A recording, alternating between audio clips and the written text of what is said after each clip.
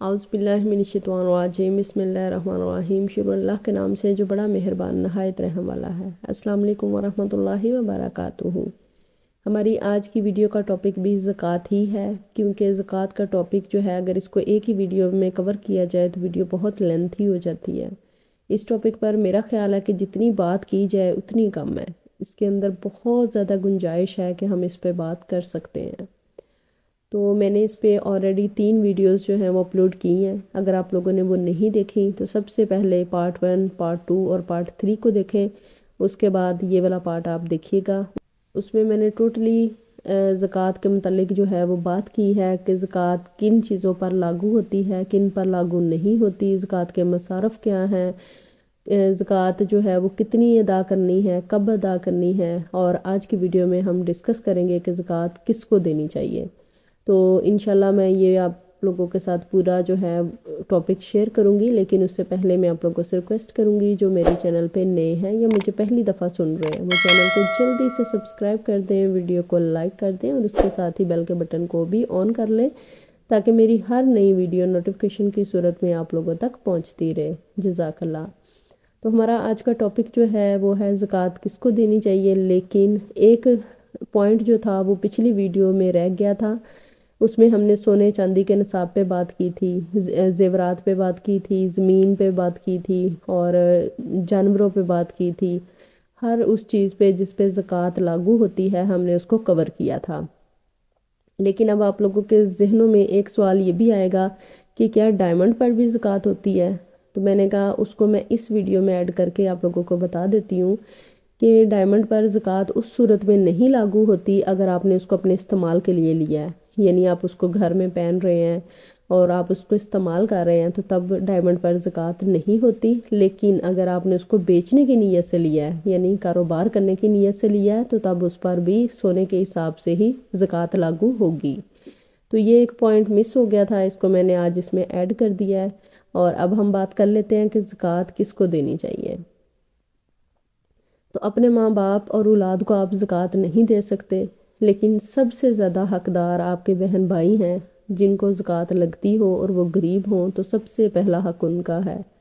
جب بھی زکوٰۃ دینے لگیں، صدقہ و خیرات کرنے لگیں، تو سب سے پہلے اپنے ارد گرد اپنے غریب بہن بھائیوں پہ نظر ڈالا کریں۔ اگر کوئی فیملی میں ایسا ہے جو مستحق ہے تو سب سے پہلے ان کو دیں، اور پھر اس کے بعد جو یتیم ہیں جن کی پرورش کرنے والا کوئی نہیں ہے، اور اس کے بعد مساکین جو لوگ ہوتے ہیں وہ بھی آپ کی زکوٰۃ کے مستحق ہوتے ہیں، اور قریبی پڑوسی یا رشتہ دار، اور قریبی بھی ہو اور پڑوسی بھی ہو، پھر دوست احباب۔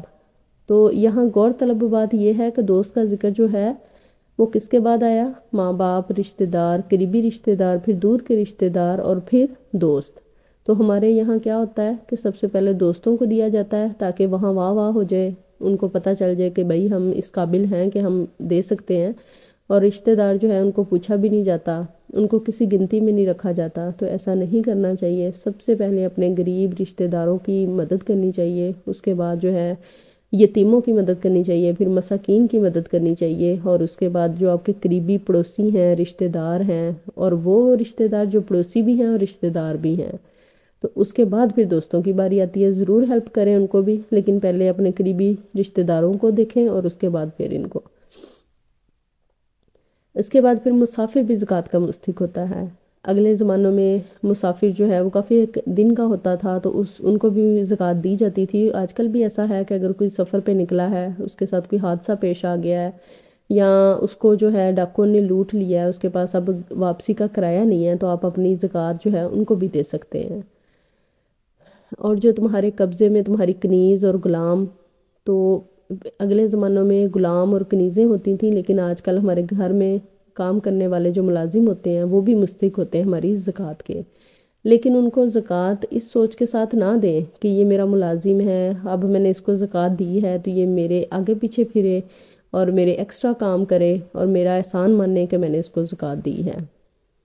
تو احسان تو اس کا آپ کے اوپر ہے، کیونکہ زکوٰۃ اللہ کا حق تھا جو آپ نے اس کو دی، تو اس نے آپ کا وہ جو حق پورا کروایا زکوٰۃ لے کر، اس نے آپ پہ احسان کیا، نہ کہ آپ نے اس پر کیا۔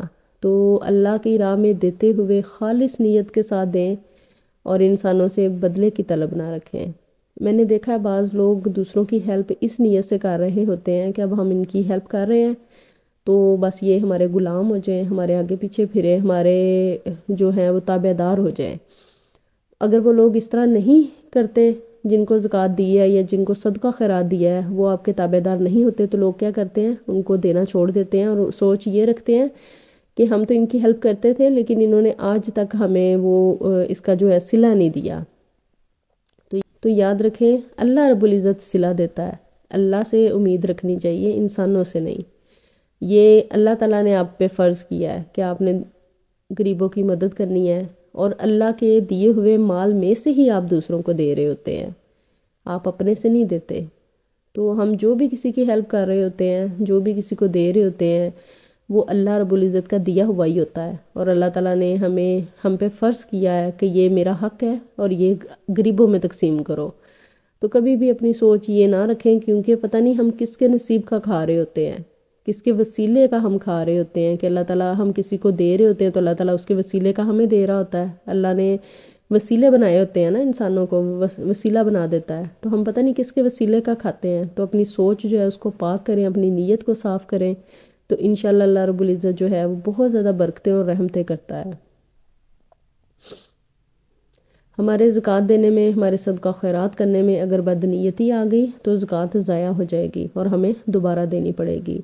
اس کے بعد غیر مسلم کو آپ زکوٰۃ نہیں دے سکتے، صدقہ خیرات دے سکتے ہیں۔ زکوٰۃ جو ہے وہ آپ غیر مسلم کو اس صورت میں دے سکتے ہیں جب مسلمان سب جو ہیں وہ پورے ہو گئے ہیں، اب آپ کو اور آپ کے پاس ہے جو آپ دینا چاہتے ہیں، تو آپ غیر مسلم کی بھی ہیلپ کر سکتے ہیں، کیونکہ اگلے زمانوں میں جو ہے غیر مسلموں کے ساتھ بھی بہت احسن سلوک کیا جاتا تھا اور وہ اسلام سے متاثر ہو کر اسلام قبول کرتے تھے۔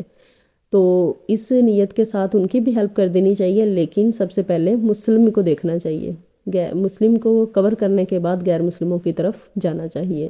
زکوٰۃ جو ہے وہ ہم پورا سال ادا کر سکتے ہیں۔ بعض سیلری پیشہ افراد ہوتے ہیں لیکن ان کے پاس، آپ کو پتہ ہے، بیٹیوں کو ماں باپ جو ہے شادی پہ زیورات دیتے ہیں، اور ان کی بیویوں کے پاس زیورات تو پڑے ہوتے ہیں لیکن ان کی اتنی آمدنی نہیں ہوتی کہ وہ اس پر زکوٰۃ ادا کر سکیں۔ تو ان کے لیے بھی آپشن ہے کہ وہ اگر 7.5 تولہ سے زیادہ ان کے پاس زیور ہے، 7.5 تولہ سے تھوڑا سا بھی اگر اوپر زیور ہوگا تو اس پورے پہ زکوٰۃ لاگو ہوگی۔ تو ان کے لیے یہ آپشن ہے کہ وہ پورا سال جو ہے تھوڑی تھوڑی کر کے اپنی زکوٰۃ ادا کرتے رہیں، اور اس کا حساب کتاب جو ہے وہ اپنے پاس لکھ کے رکھ لیں، تاکہ ان کو یاد رہے کہ کتنا ہم نے ادا کر دی زکوٰۃ اور کتنی باقی رہ گئی ہے۔ یہ آپشن بھی ہے۔ اور جو لوگ سال شروع ہونے سے پہلے دینا چاہتے ہیں وہ بھی دے سکتے ہیں، جو سال شروع ہونے کے بعد دینا چاہتے ہیں وہ بھی دے سکتے ہیں، لیکن زکوٰۃ فرض ہے، اس کو لازمی ادا کرنا چاہیے۔ رمضان المبارک میں لوگ جو زکوٰۃ دیتے ہیں، اس کے متعلق بھی ہم نے بات کی تھی کہ رمضان مبارک میں ایک نیکی کا ثواب جو ہے وہ 700 گنا بڑھا کر دیا جاتا ہے، یا اس سے بھی زیادہ اگر اللہ رب العزت چاہے تو اس کو اس سے بھی زیادہ کر سکتا ہے۔ تو اس وجہ سے لوگ جو ہیں وہ زیادہ رمضان المبارک میں زکوٰۃ ادا کرتے ہیں، تاکہ ایک جو نیکی کر رہے ہیں اس کا ثواب جو ہے وہ 700 گنا بڑھا کر مل جائے، یا اللہ رب العزت اگر چاہے تو اس سے بھی زیادہ۔ تو یہ وجہ ہوتی ہے کہ رمضان المبارک میں زیادہ جو ہے وہ اس بات پر زور دیا جاتا ہے کہ زکوٰۃ ادا کی جائے۔ تو اللہ تعالیٰ ہم سب کو ان تمام احکامات پر عمل کرنے کی توفیق عطا فرمائے، ہمیں صاف نیت کے ساتھ صدقہ خیرات کرنے کی توفیق عطا فرمائے، دوسروں کے کام آنے والا بنائے، اور اللہ تعالیٰ تمام بیماروں کو شفائے کاملہ عاجلہ عطا فرمائے، تمام بے روزگاروں کو رزق عطا فرمائے، جتنے بے اولاد ہیں اللہ پاک انہیں نیک صالح اولاد عطا فرمائے، جتنے اولاد نرینہ کے خواہش مند ہیں اللہ پاک انہیں صالح بیٹے عطا فرمائے، جو بہن بھائی بیٹیوں کے لیے پریشان ہیں اللہ تعالیٰ انہیں بیٹیاں عطا فرمائے، اور جتنے بہن بھائی رشتوں کے لیے پریشان ہیں اللہ پاک سب کے لیے نیک اسباب پیدا فرمائے، تمام بیماروں کو شفائے کاملہ عاجلہ عطا فرمائے، ہم سب کو نیک اور باعمل بنائے، نماز پنجگانہ پڑھنے کی، قرآن پاک پڑھنے کی اور اس پہ عمل کرنے کی توفیق عطا فرمائے۔ آمین ثم آمین یا رب العالمین۔ دعا میں یاد رکھیے گا، اپنا ڈھیر سارا خیال رکھیے گا۔ اللہ حافظ۔